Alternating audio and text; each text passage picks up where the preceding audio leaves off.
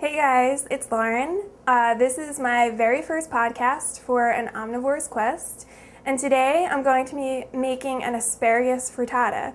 Why an asparagus frittata? Because it's super simple. It takes about 10, maybe 12 minutes if you're really slow to make, and because asparagus is at the peak of its season right now, and I'm all about eating and cooking with sustainable, local, and seasonal ingredients. So I'm going to make an asparagus frittata. So you need about 8 to 10 medium to large size eggs, and it really doesn't matter if they're brown or white. The only difference between brown and white eggs is that white eggs come from white or light colored chickens, and brown eggs come from brown chickens. But a lot of people think that brown eggs mean that they're organic, but it has nothing to do with that. So we have 1, 2, 3, 4, 5, 6, 7. One more egg and then we're done. The first thing that we need to do is turn the stovetop on. You want it on about medium to high heat. And we're going to put about 2 tablespoons of good olive oil in here, just enough to coat the pan. And if you're using a non-stick pan like I am, you want to make sure that you put enough in there so that you can actually get the eggs out when you're done. Actually use a little bit more. Yeah. So, while our pan's heating up, I'm going to cut up some asparagus, and we're going to cut them up into segments, about 2-inch little pieces. You can do this however you like. Cut them on a diagonal. You don't want huge chunks of asparagus in this. Just a nice bite-sized piece of asparagus. Once you've got your asparagus all cut up, just throw it right in the pan, and we're going to let the asparagus cook for about 5 minutes just so it gets nice and tender before we put the eggs in there. And we'll put a little bit of salt and pepper.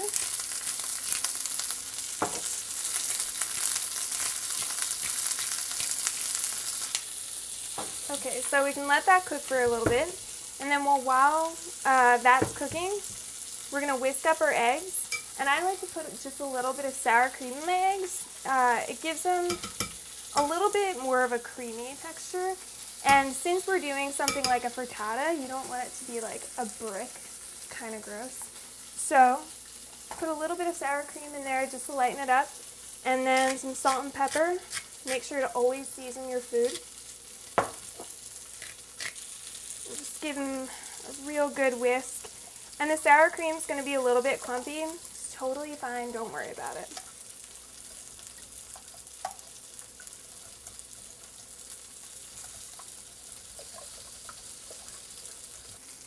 And our asparagus is looking pretty good. Just need a couple more minutes on that.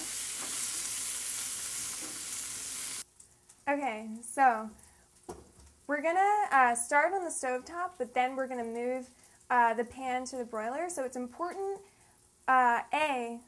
that you start out with a pan that doesn't have a plastic handle, that it has a metal handle or no handle at all, because you're going to put it under the broiler, and that flame right there will totally annihilate your pan. So make sure you have one that can get that can be put in the oven, one that's oven proof, and crank that baby up. Alright, so our asparagus is nice and cooked through. So we're just going to give our eggs a quick little stir, get some air incorporated in there before we throw that in there. Oh, just go ahead and pour the eggs in, and then get that asparagus all over in the eggs.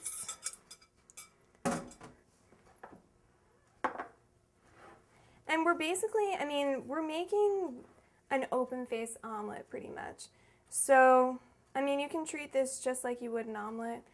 We're going to cook the bottom of it on the stovetop, And then we're going to put it in the oven so that we can get the top of it nice and crisp and not just a big pile of runny eggs, because that's gross. All right, and I'm just going to add some cheese. You can use whatever kind of cheese you like. I'm just using some cheddar cheese that I have. But this recipe is pretty adaptable. You can use whatever you'd like if you're trying to spruce it up for a fancy night, for like a date or something. Totally use some fancy cheese in here. But I'm just using some regular old cheddar cheese. And you can use as much or as little as you'd like. And this is like about halfway through the cooking process now. And this is basically ready for the broiler now. The bottom of it feels pretty cooked through. And before we put it in the broiler, I'm just going to add just some breadcrumbs to give it a nice texture on the crust. Get a nice crispy texture on the top of it.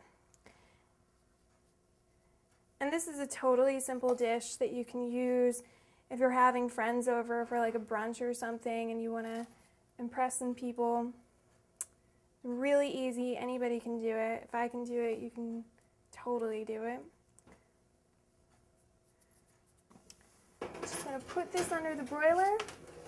And because we're working with a broiler, I'm going to suggest to you, don't go anywhere. This is not the time to like go wash your dishes or go text somebody. You want to sit here and watch the pan, make sure nothing burns, because we have it really close to the flame. We have it on the top shelf, because we want to get that crust nice and crispy. So just gotta sit here for like a minute and watch it and babysit it a little bit. And you'll be able to tell when it's ready too. You'll see the cheese and crumbs starting to crumble. And if you see one side of it that's like getting a little bit browner than the rest of it, just go ahead and move it around.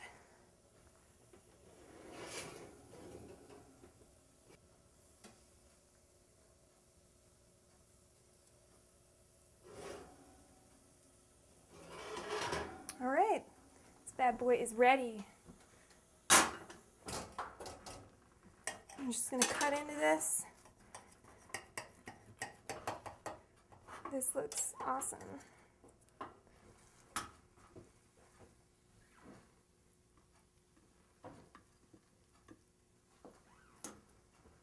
And we're just going to put a few tomatoes on for garnish. You can put some sour cream on it, some chives, and spices, whatever you have on hand. And that's pretty much it. We're done. Like I said, it's a pretty simple recipe. If I can do it, surely you can do it. And that's the end of my very first podcast. Thanks a lot. Hope you check me out again.